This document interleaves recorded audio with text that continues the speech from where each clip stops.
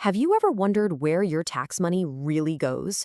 Or who gets the final say on that new park or road project in your town?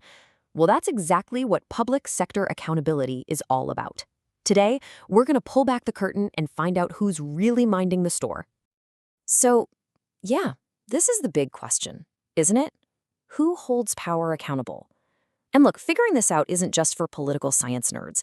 The answer to this question literally determines the quality of our schools, how safe our roads are, and how much we can actually trust the folks in charge. So let's dive in and unpack it. Okay, so let's start at the beginning. What are we even talking about when we say accountability? It's a word that gets thrown around a lot, but its real meaning is incredibly specific and pretty powerful. At its core, it's this. Public accountability is the simple, non-negotiable obligation for public officials to answer for their actions directly to you. It's the idea that government is supposed to serve the people, not the other way around. Simple as that. But why does this one definition matter so much? Because accountability is not just some abstract concept. Honestly, it's the engine that makes a fair and effective government run. If you take it away, the whole system just grinds to a halt. Let's look at what this actually means in the real world. Transparency, that lets you follow the money. It prevents corruption by making it harder to misuse power. Good accountability pushes for better performance, which means better public services for all of us. And when all of that works together, it builds public trust, which is, the bedrock of a healthy democracy. Think of these as interconnected gears in a big machine. If one gear gets rusty or breaks, the whole thing starts to sputter. Now, of course, getting all those gears to turn smoothly, well, it's not exactly a walk in the park. In the real world, it's a lot more like running an obstacle course with all sorts of hurdles that can stop accountability dead in its tracks. And here are the big ones. First, you've got the fog of secrecy, where information is just kept under wraps. Then there's the crumbling bridge, institutions that just don't have the power or the funding to do their jobs. You've got political headwind, which can blow any real investigation off course. The missing rulebook means there are no real consequences for bad behavior. And maybe the biggest hurdle of all, the empty grandstand. That's when we, the public, just aren't paying attention. Okay, I know, that sounds a little daunting.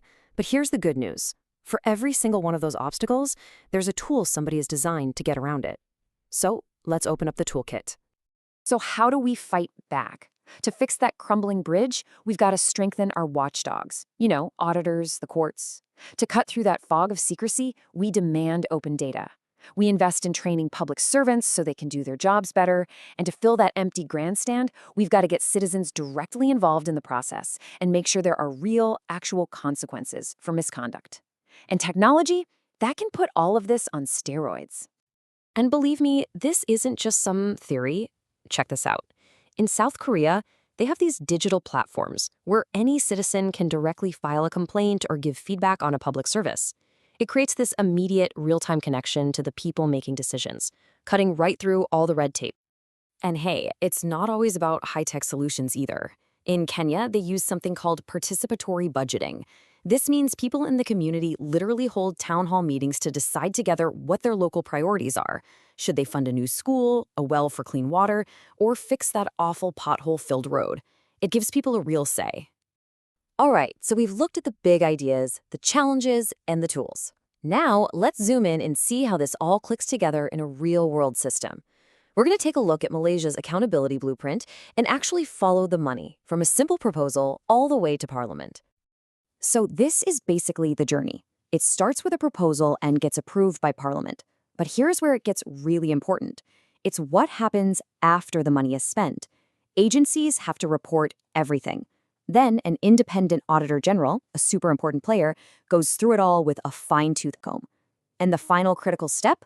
A public committee presents those findings right back to Parliament. This closes the loop and makes sure the promises made at the beginning are actually checked against the results at the end. So after seeing all those official steps, you might be thinking, okay, that's cool, but where do I fit in? Well, here's the thing. The strongest accountability systems on Earth aren't just built on committees and reports. They're built on a foundation of public awareness. Your role is absolutely critical. You've heard the saying a million times. A chain is only as strong as its weakest link. Well, that's the whole ballgame right here. The Auditor General, that's a link. The Parliamentary Committee, That's another link. And an informed citizen asking tough questions? You better believe that is maybe the most important link of them all. If any one of them snaps, the whole chain falls apart. Because at the end of the day, these systems are only as effective as the people who are watching and participating in them. So the question I really want to leave you with is this: how strong is that accountability chain where you live? And what's your role in keeping it strong?